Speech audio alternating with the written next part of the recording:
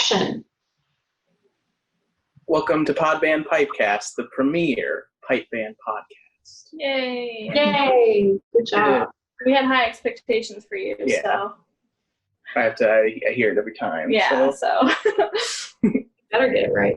Yeah. Hello, everyone. Today we have as our special guest our very own producer and editor and everything extraordinaire, Alex Lemoine. Hey, hello. Welcome. Hello, thank you for having me. Thank you for being here. Yes, thank you. Yes. I'm always here, but not like this. Thank you for being on. Yes. Yes. He's always in the background. Mhm. So thanks for being on the show. Yeah. We're going to do something a little bit different today. We're going to talk about something that's not necessarily pipe band related, but could certainly be, and for us it is. Adele, what are we going to talk about today? We're going to talk about how to make a podcast. Yay! Yay!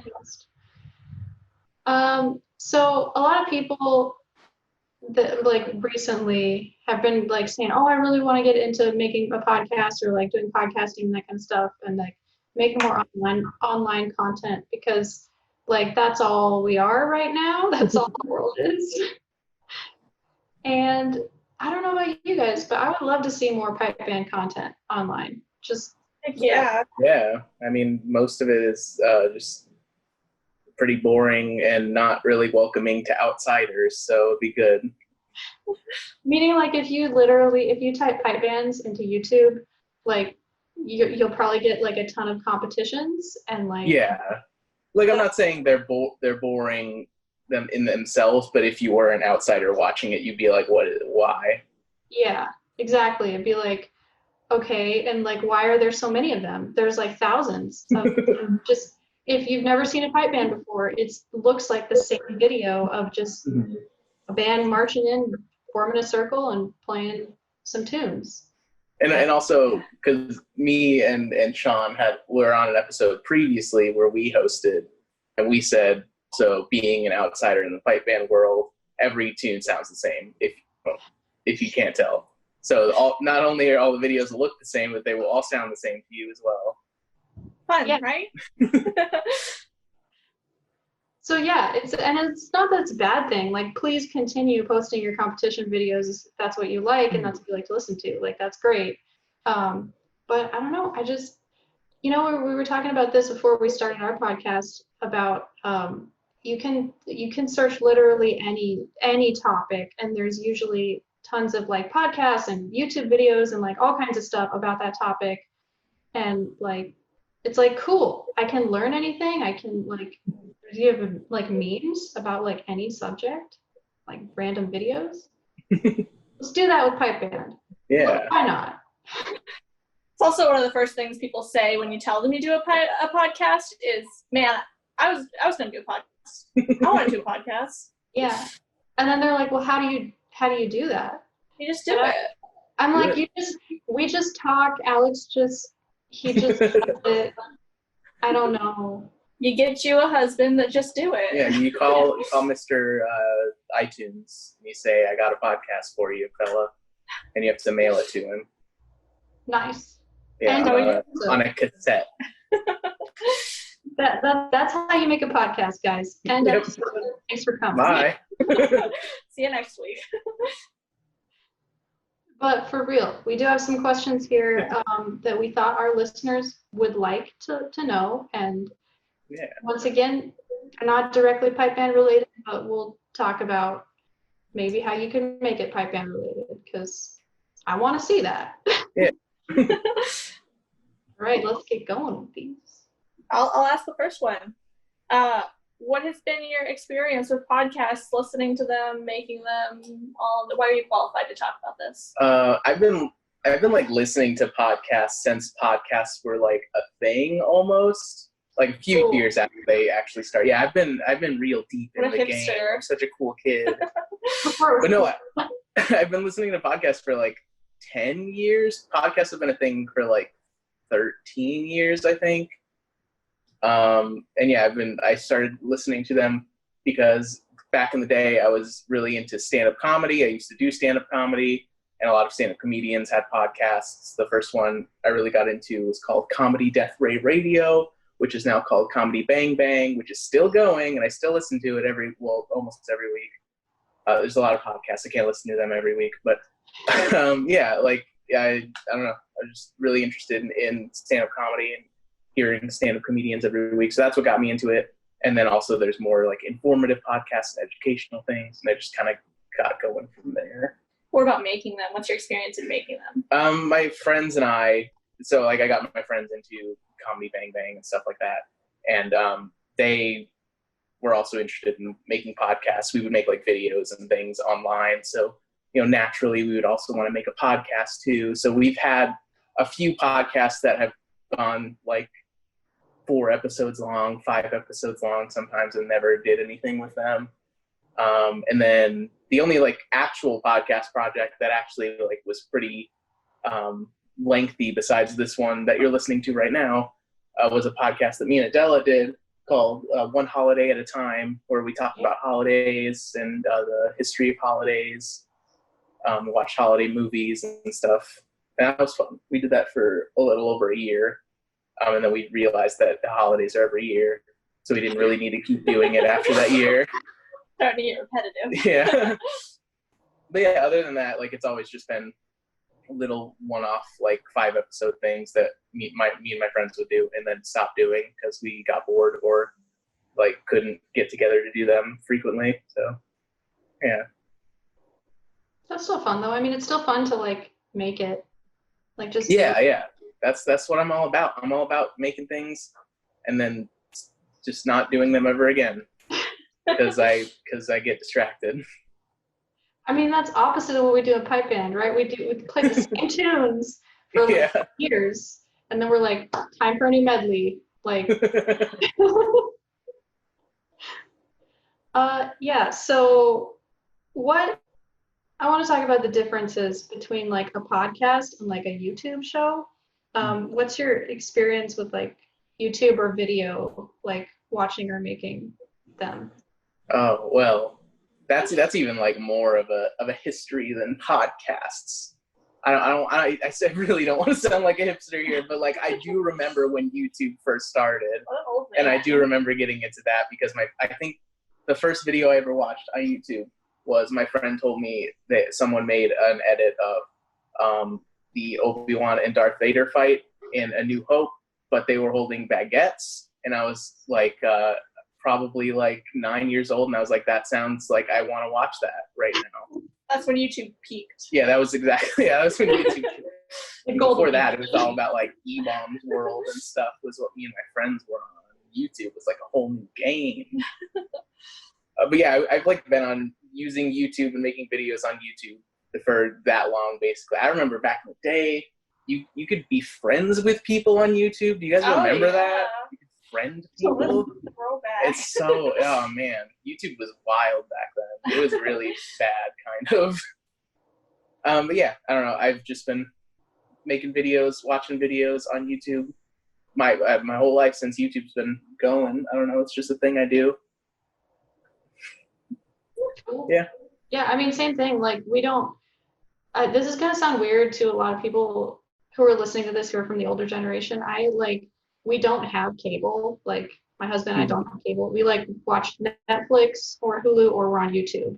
So like we have certain YouTubers that we follow and it's just like, it's like a TV channel. Like you turn it on, like, oh, what video did they post today? What are they doing today? Yeah. And you subscribe to any channel like that they do anything, like any topic, and they just make videos and it's cool. It's fun. Yeah, and like a lot of people who are like dedicated to it will post a video every week or maybe sometimes like every day too. So it is kind of like a TV channel where you're like tuning in every day to check out what's new or whatever. Yeah. That's with us too. We just watch streaming things, or I'm also like always watching YouTube videos and stuff. Always watching YouTube videos. A lot, all the time. Well, it's like you gotta get that content. Yeah, and sometimes it's dumb stuff like you know, the 10 cutest Pokemon. And it's like, oh, I feel like I need to watch that, you know? It's just a video about someone talking about the 10 cutest Pokemon. I mean, it's more entertaining than just someone talking, but I don't know. That's a weird example, but.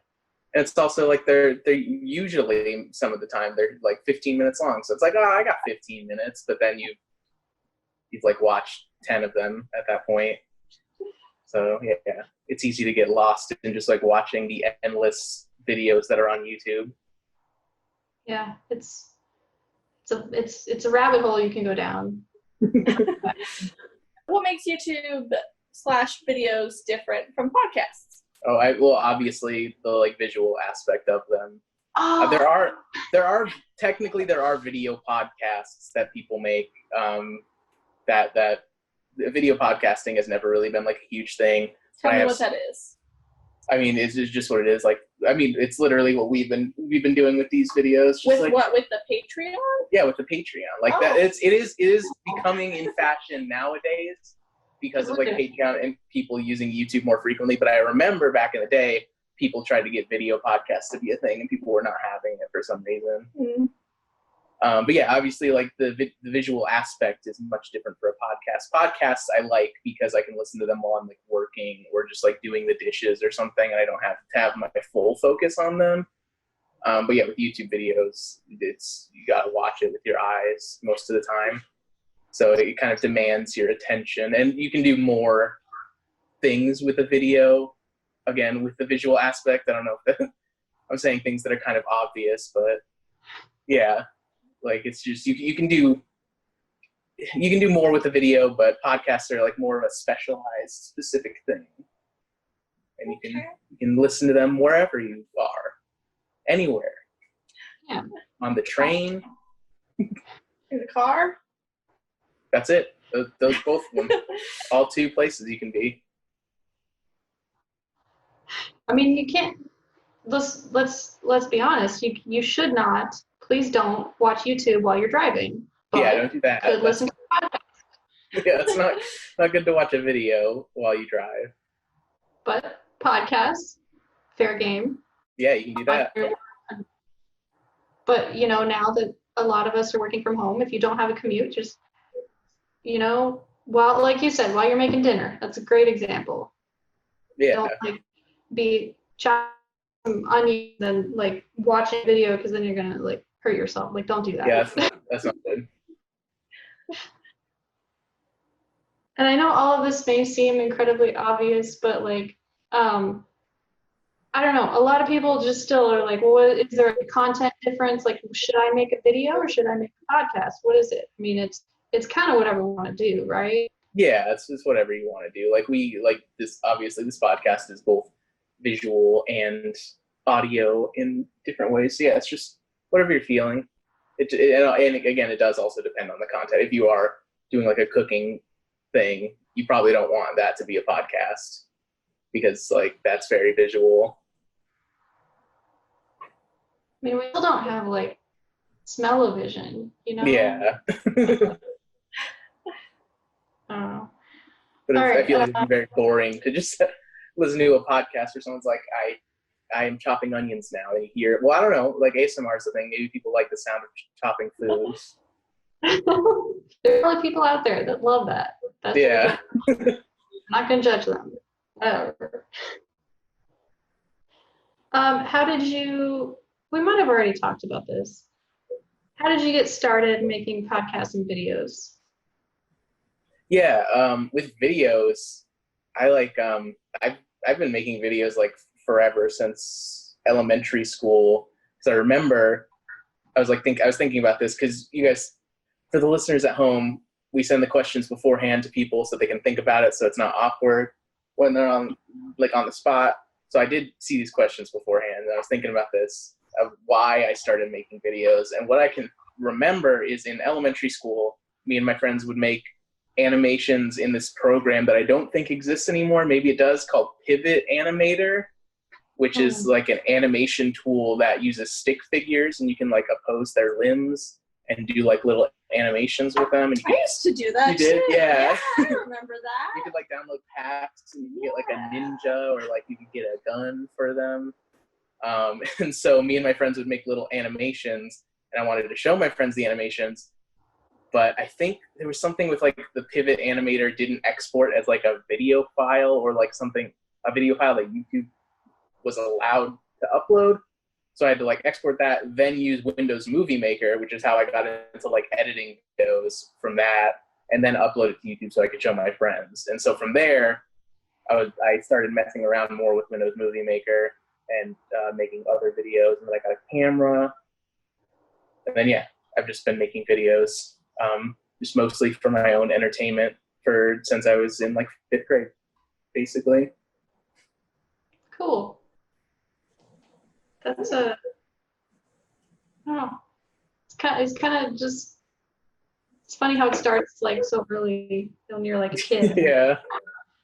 And then it just like this progresses. Yeah. Because yeah, and now, you go ahead, sorry. I was gonna say now you're like making a pipe band podcast. Like yeah. Weird. Yeah, because I know it like progressed because I just got more into like editing videos.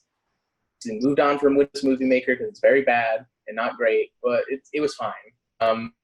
But then I got friends in junior high who were interested in making videos, and we would make like movies. Like we made a full-length movie one time, and then we made YouTube sketches, like comedy sketches on YouTube for a while. And yeah, I don't know. It's just more and more I've been making video content and getting slightly better at editing things. So.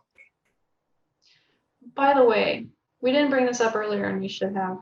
Alex is a fantastic video editor. And if you subscribe to our Patreon at patreon.com/podbandpodcast, you'll get to watch the video of these episodes. And he does like just really fun things with the videos. And it's hard to explain. So it's better to experience it. $5 a month.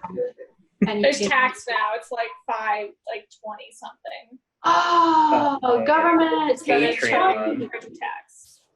Thanks. Yeah, thanks, Obama. Thanks. But yeah, thank you. I wouldn't say I'm an amazing editor because there's always more to learn in the field. The Patreon here.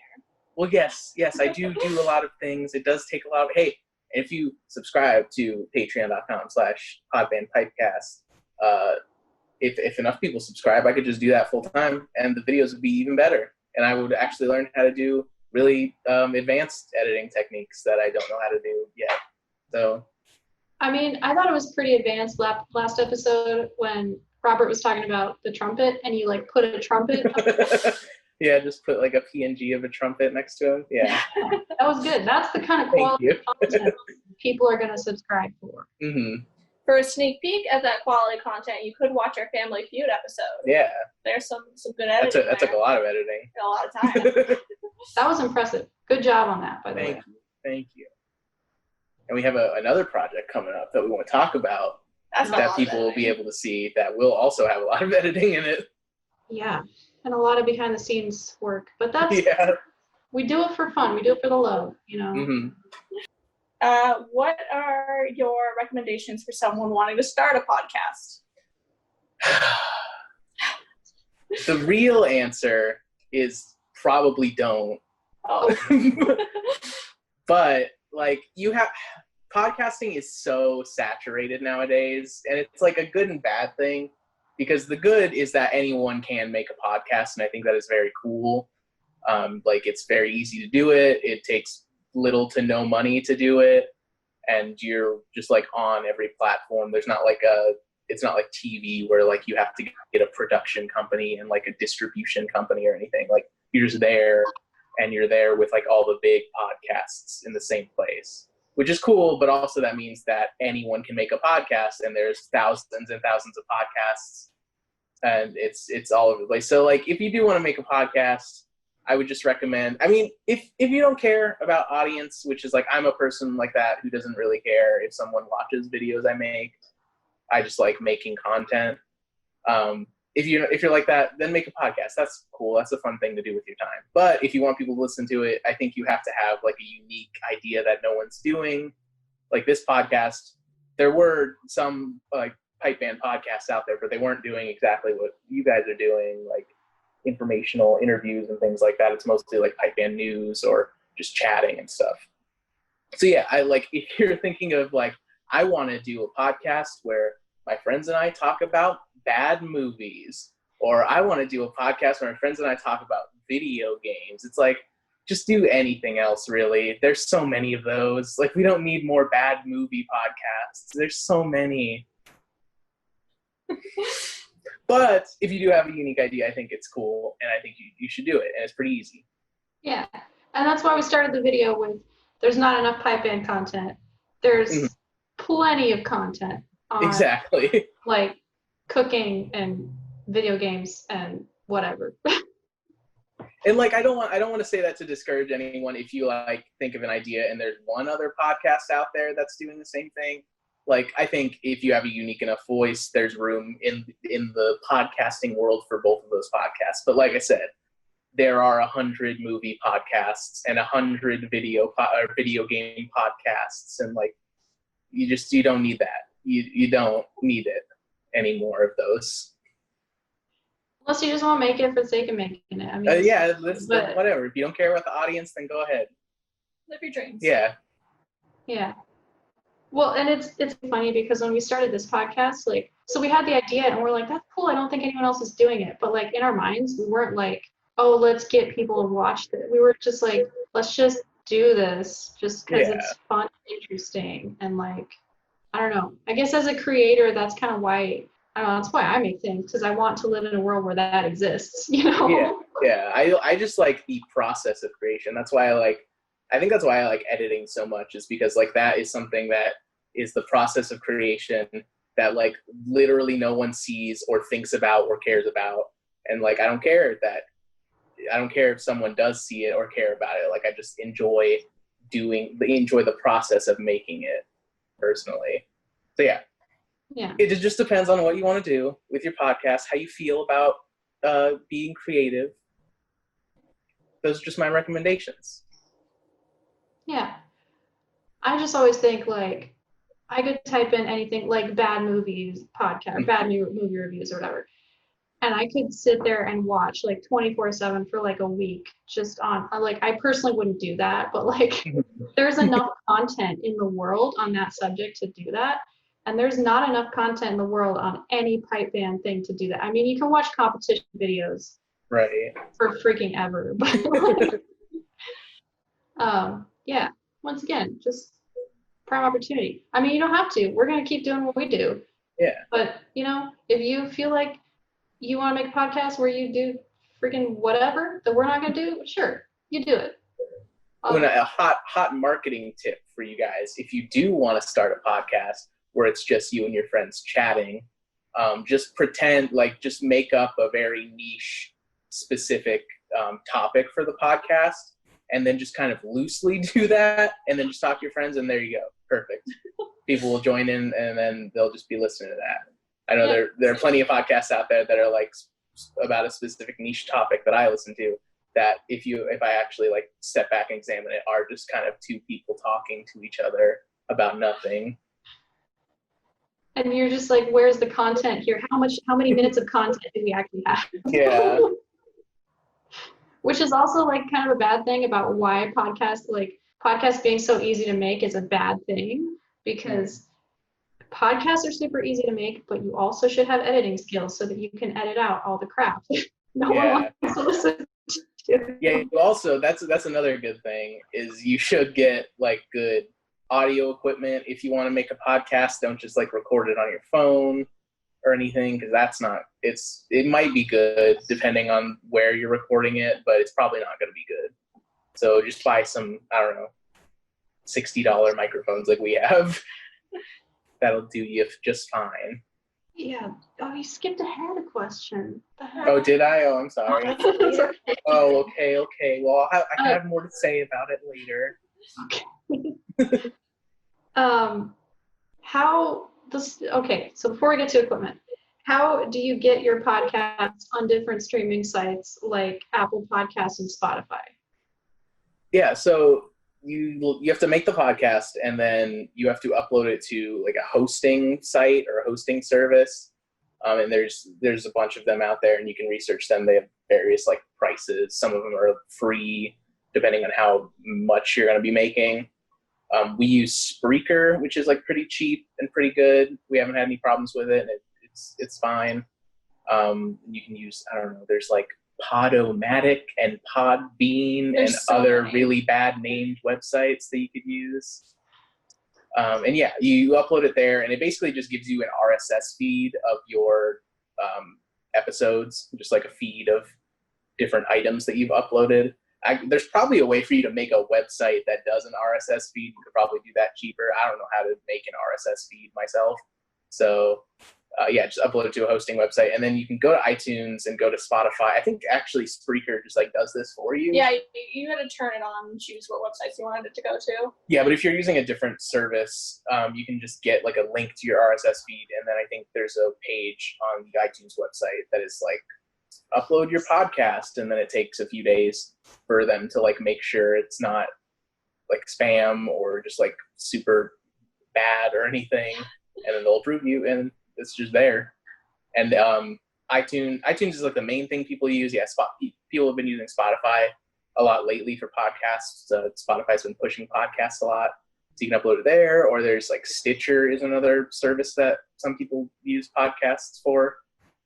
But if you upload it to iTunes, it's basically going to go to any like podcast app you download. It's just pulling data from iTunes, basically. So if you get it there, it's going to go most places, basically. So it's not actually like a huge process. You just pick like one or two places. Yeah, it just seems complicated at first. But yeah, it's really just finding whatever hosting site works for you and then submitting it to iTunes or whatever. So it's not really that hard once you understand those parts of it. I'm not trying to say your job isn't hard. No. I actually did this, so no. Yeah, you did. But I know when I tried to make a podcast, it seemed very intimidating to me. But it's not. It's like 2 steps and you're done. You wait a few days and then you're there. You're on the internet. You're on the internet. You're surfing the web. Simple. So back on the microphone and equipment topic, what kind of equipment do we use on our podcast, and where did we get it? Yeah, we use, I don't remember the model number, but they're Audio Technica microphones. They're like $60 on Amazon. They're USB microphones, and they work well. It's good.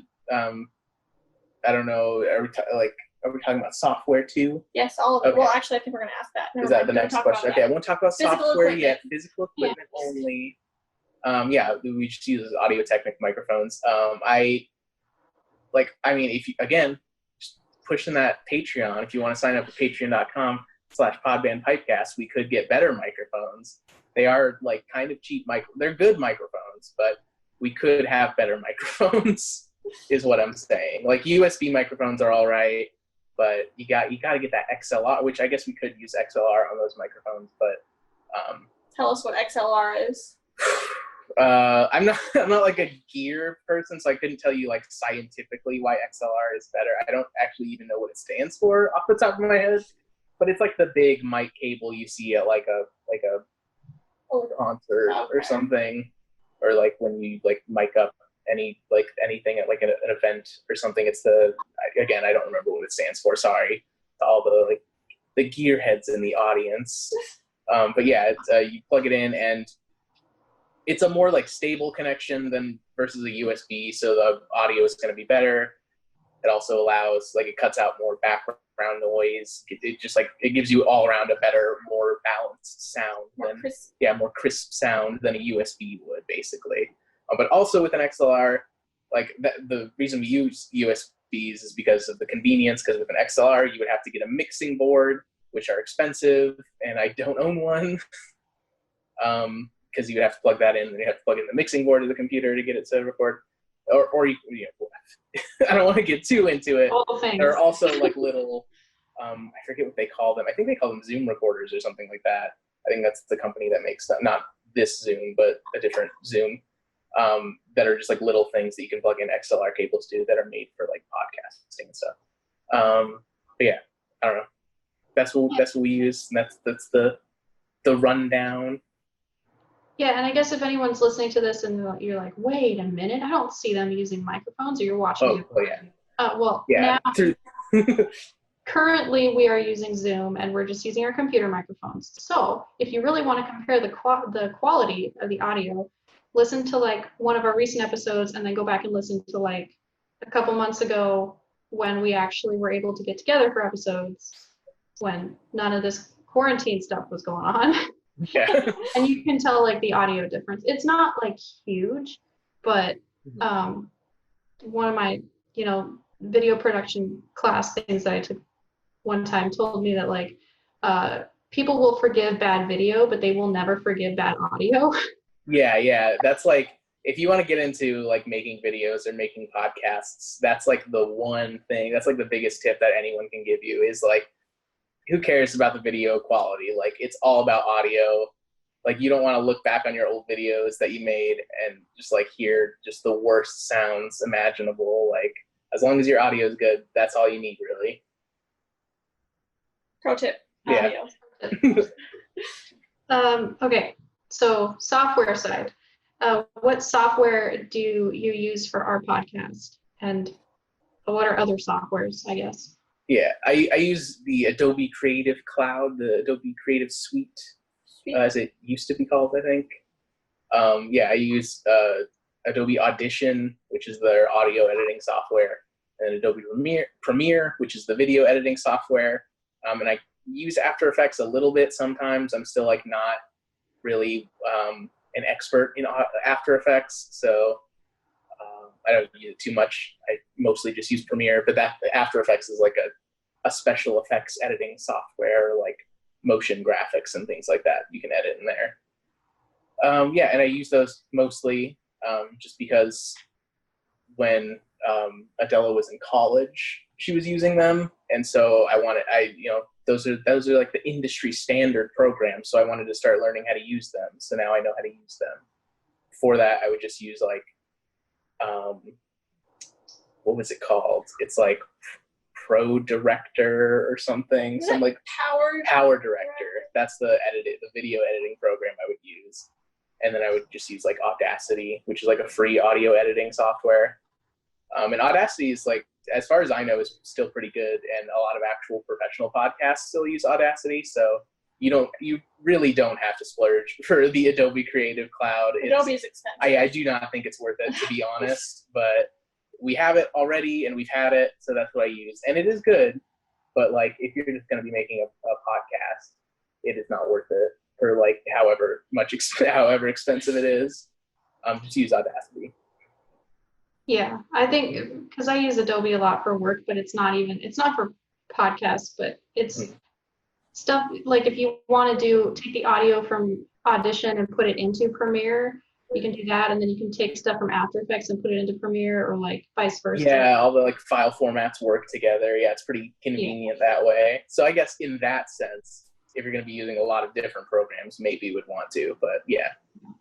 But if you're just starting out, just trying to make podcasts, just don't bother. Yeah, just get Audacity's free, so it's whatever. I'm still getting that student discount. That's the only reason we still have it. Yeah. Don't say anything about that. It's a secret. Snitches get stitches. What is one podcast topic you would really like to listen to?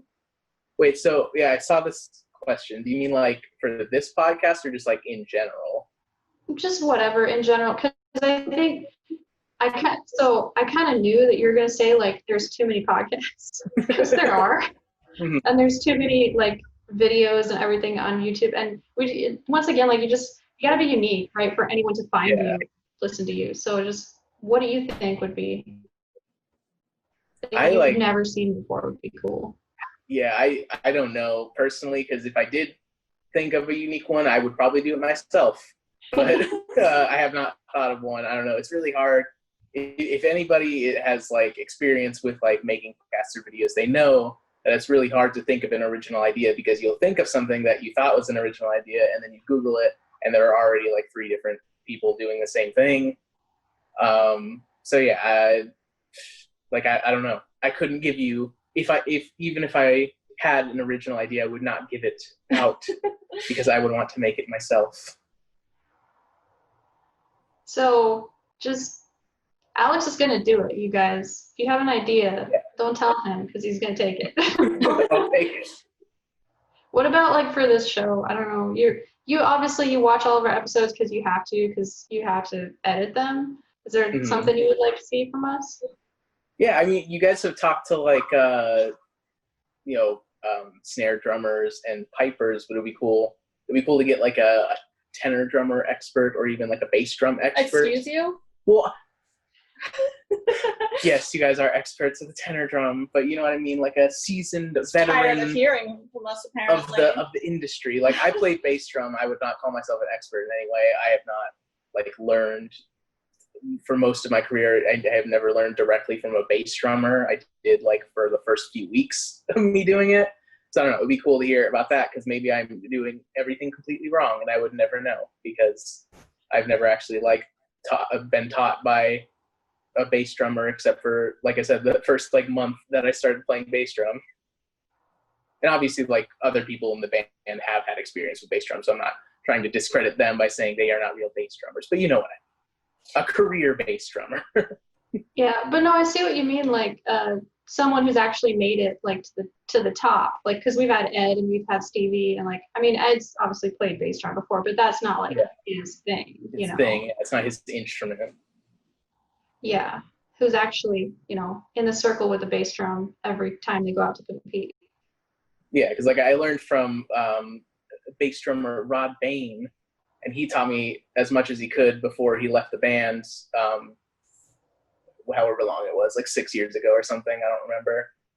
But yeah, like I don't know, like maybe those grade 1 bass drummers have crazy techniques I've never heard of before, or maybe like I said, I'm doing everything completely wrong and I would have no idea. So I don't know, it'd be cool to hear those high level bass techniques. Get you a teacher, man. Yeah, I guess I didn't think about that. Like kudos to you for wanting to learn too, because I think a lot of people like play bass drum just because like they're like it's not hard, right? It's like it's hard. There's a lot of technique involved. And yeah, like the music isn't hard, but it is like all technique is what the bass drum is, and that's the hard part. And the rhythm. Bass drum podcast. Let's there we do go. It. Boom. I'm gonna start it up. Here we go. Unique idea. Yeah. Add that out. Boom, boom, boom. Literally. Boom. That's the name of it. Cool. What else? Is there anything else? I've got a question that we ask everybody else. What are you most looking forward to in the pipe band world? Aside from going back to dance. Aside from the obvious.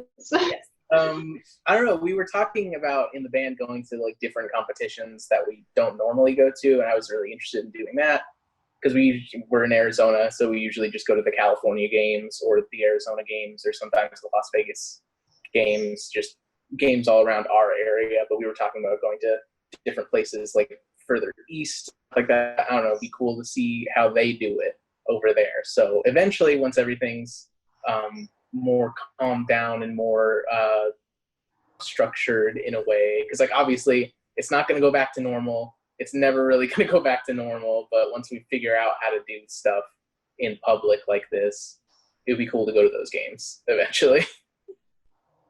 Yeah, see what other people are doing. Yeah. Yeah, no, I definitely think because we get, and I'm sure everyone's like this, you get in the mode of like, every year we go to this games, and this games. That's what it is every year. It's like, just, shake things up a little bit. Yeah. Not that there's anything wrong with those games. Those games are awesome. But like. No, yeah, I like the games that we go to, but it's just nice to have a change of scenery and change of pace with other bands that we don't see 5 times a year. Hey, thank you once again, Alex, yes. on the show. Thank you. Thank you very much for having me. Yes. Next week, we're going to do something cool? Is that what next week is? I mean, we always do something cool. Oh, yeah? It's always cool. That should be the plan unless it goes horribly wrong and we have to push it back. which it could go wrong. You know, they could update it again and it would break everything. Yeah, we'll see what happens. Check out the Patreon and Facebook page if you want hints of what we're talking about also. Yes. And put together the clues. Let us know if you can guess what we're going to do. And it's going to be cool. We're all kind of going a little bit crazy because we're like, we haven't been able to do anything.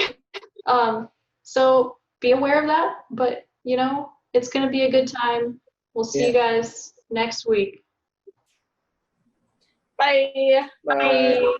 Thanks for listening, everyone. If you enjoyed this show, then support us on Patreon for exclusive content as well as the video of us recording this. We'll have special exercises we'll be writing as well as tips and tricks with tenor drumming and other instruments to come.